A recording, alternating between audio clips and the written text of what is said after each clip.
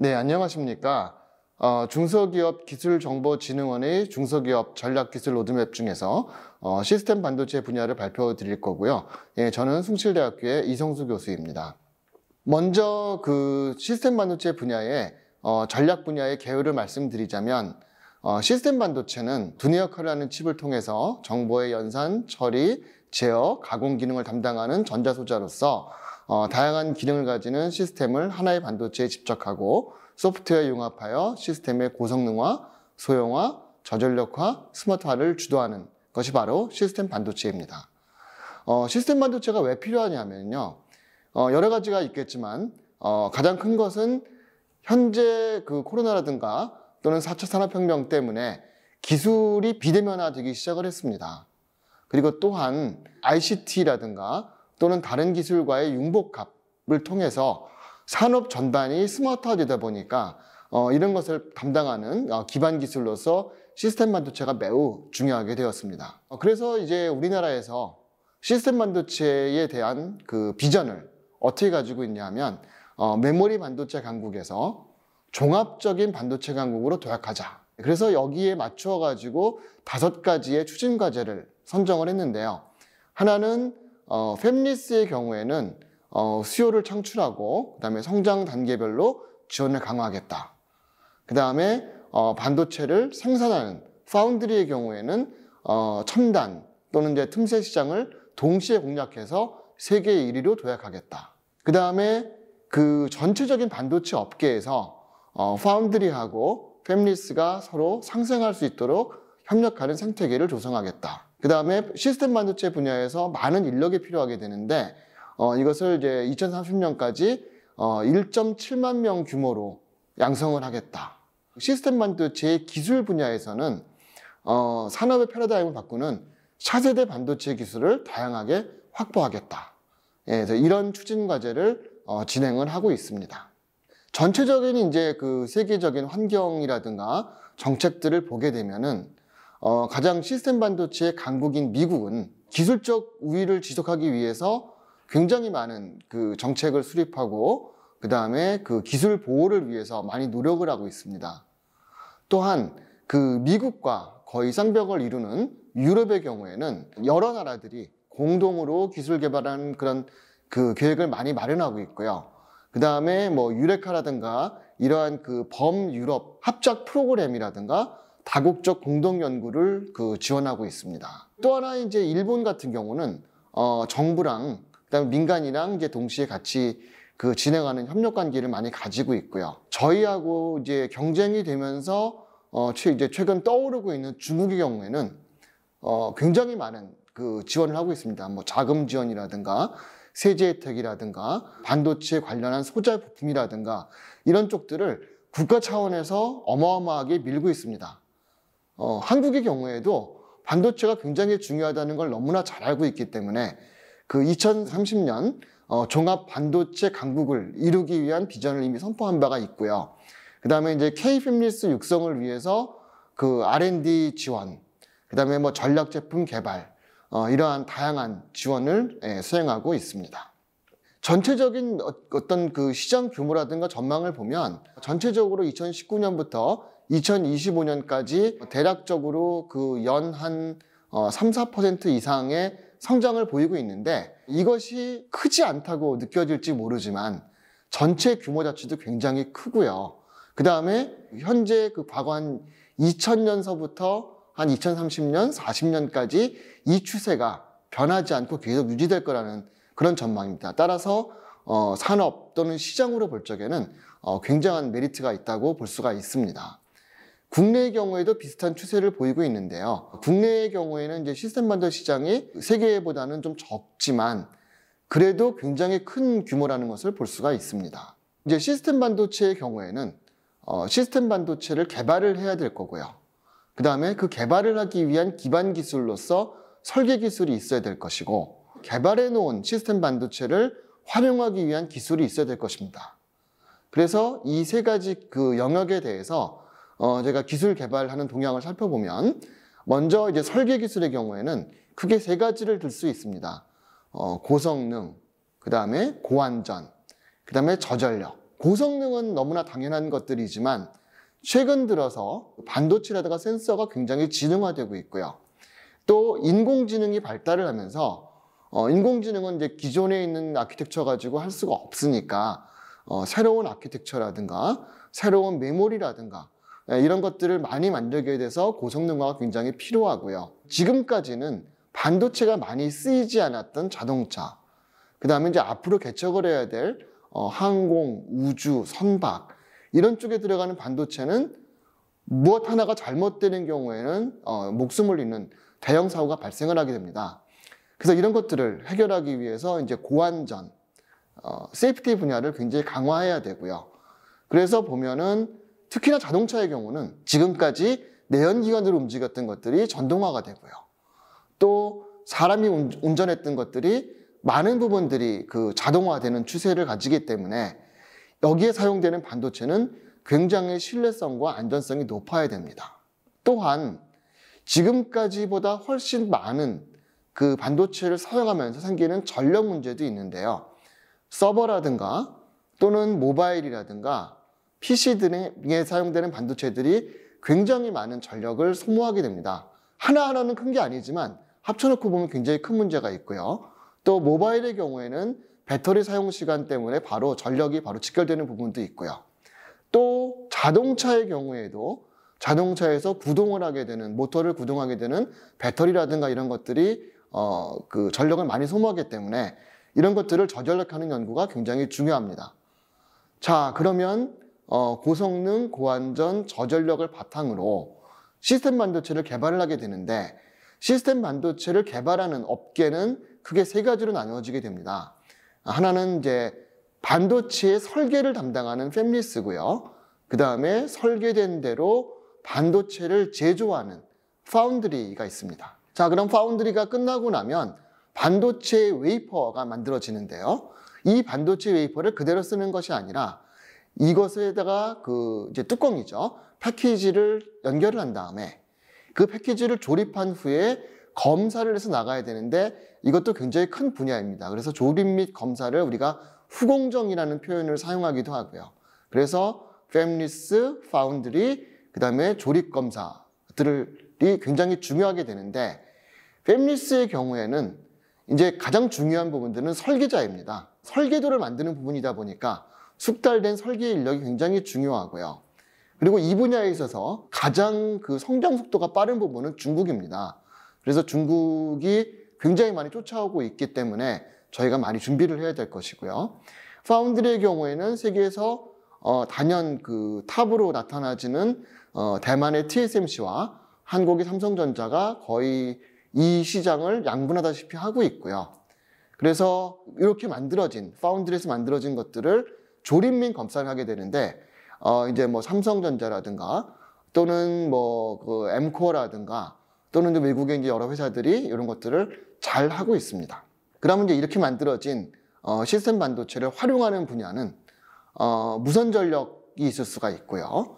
그 다음에 보안도 있을 수가 있고, 그 다음에 그 굉장히 많은 수요가 있고, 올해 그 공급이 딸려서 굉장히 애를 먹었던 차량 제어라든가 이런 것들이 있을 수가 있습니다. 자, 그러면 이제 저희가 이제 이 시스템 반도체 분야에서 꼭 키워야 될 전략 제품들을 이제 6개를 선정을 했는데요. 자동차 쪽이 좀 많습니다. 그래서 자동차의 경우에도 자동차의 운전 또는 운행을 담당하는 그 샤시 제어 반도체, 그 다음에 자동차 내부에 들어가는 뭐 내비게이션이라든가 오디오라든가 또는 전방의 계기판이라든가 하는 인포테인먼트용 반도체, 그리고 이제 새롭게 떠오르고 있는 그 자율주행차용 그 ADAS라고 저희가 얘기를 하죠. 첨단 운전자 보조 시스템용 반도체. 이렇게 이제 세 가지를 저희가 선택을 했고요. 그 다음에 이 시스템 반도체를 만들기 위해서 꼭 지원해야 되는 기초 기술인 시스템 반도체 설계 기술도 선정을 했습니다. 또한 시스템 반도체의 굉장히 그 유망한 응용 분야인 무선 충전 IC 및 모듈, 그 다음에 보안 솔루션 및 스마트 카드, 이렇게 해서 총 6가지를 전략 제품 리스트로 저희가 선정을 했고요. 그러면 이제 여기서부터는 각 전략 제품 6가지에 대해서 하나하나씩 짚어보도록 하겠습니다. 먼저 그 자동차용 인포테인먼트 시스템 반도체의 경우에는 차 안에 이제 그 설치된 장비들이 차량 상태라든가 길 안내, 그러니까 요거는 이제 내비게이션이죠. 그 다음에 이제 사용자를 위한 여러 가지 엔터테인먼트가 있고요. 그 다음에 그 최근에는 차량용 계기판이라든가 이런 것들이 엔터테인먼트, 내비게이션과 통합됩니다. 그래서 이런 것들을 다 묶어서 그 자동차용 인포테인먼트 시스템 반도체라고 저희가 정의를 했고요. 이것들을 위해서 저희가 이제 기술 개발을 어떻게 할 것이냐. 그 자동차에 사용되는 기술이기 때문에 그 자율주행 자동차 기술 보유 기업과 밀접한 협력 관계를 맺는 게 굉장히 중요하겠고요. 그 다음에 다양한 컨텐츠 서비스를 제공하기 위해서 그 차량 연동을 하기 위한 기술들을 개발해야 됩니다. 그래서 핵심 기술의 경우에는 VPU, GPU, 인식추론 엔진 IP 설계하고, 그 다음에 이제 내열, 내충격, 고신뢰성 시스템 반도체 기술, 저전력, 저발열 설계, 그 다음에 그 디스플레이 구동칩, 운전자 보안 보조 시스템, 그 다음에 자동차 보안 시스템 설계, 이런 여러 가지 핵심 기술을 선정한 바 있습니다. 두 번째는 이제 무선 충전 IC 모듈인데요. 이것은 말 그대로 무선 충전 빔을 쏘면 전파 그 자기장을 주로 사용을 하는데, 그럼 이제 수신칩을 장착한 전자기기의 경우에는 그 충전이 바로 가능한 그런 것들이고, 요게 이제 반도체 부품이라든가 회로가 집약된 칩셋입니다. 자, 그러면 이제 여기는 기술 개발 어떻게 할 것이냐 하면은 무선 충전이 이제 그 국제 표준이 안 따라가면은 호환이 안 되겠죠. 그래서 이미 만들어진 국제 표준을 적용한 제품 개발을 통해서 기술 고도화 및 표준화가 필요하고요. 그 다음에 이 칩들이 스마트 기기의 경우에는 AP의 제어를 받기 때문에 AP 제조사와 협업이 필수적입니다. 그래서 이제 여기에 들어가는 기술들 중에서 보면 교류를 직류로 만들게 되는 SMPS 기술, 그 다음에 무선 전력을 송수신하는 안테나 회로, 그 다음 반도체 모듈, 이런 기술들. 그 다음에 이것을 가지고 실제로 배터리를 충방전하는 배터리 충방전 관리 반도체, BMS라고 제가 얘기를 하죠. 그 다음에 이제 안테나가 그 누설 안테나라는 걸 사용합니다. 그래서 누설 안테나를 그 소용하기 위해서 패키지 위에다가 누설 안테나를 연결하는 반도체 또는 모듈 이런 게 있습니다. 이런 것들을 저희가 중요하게 생각을 하고 있고요. 그 셰시 제어 차량용 반도체의 경우에는 그 차량을 그 조향, 제동, 그다음에 현가, 그러니까 이런 기능들을 수행하고요. 그다음에 자동차에 들어가는 주행 제어 관련 그 전 장치들을 그 제어하는데 사용되는 반도체를 말합니다. 근데 이 경우에는 자동차의 경우에는 이제 수직 그 가치사슬이 연결되어 있기 때문에, 그 다음에 자동차를 만드는 회사, 이걸 OEM이라고 그러고요. 그 다음에 자동차에다가 직접 납품하는 회사, 이걸 저희가 티어 1이라고 얘기를 합니다. 그리고 또 이제 그거에다 또 납품하는 회사, 그게 티어 2.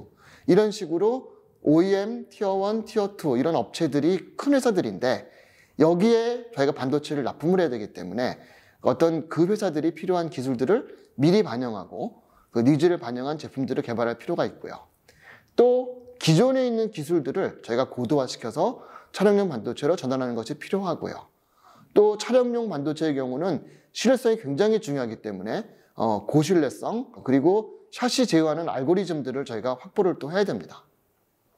그래서 핵심 기술 같은 경우는 그 저발열, 저전력을 위한 재료라든가 설계 기술이 필요하고요.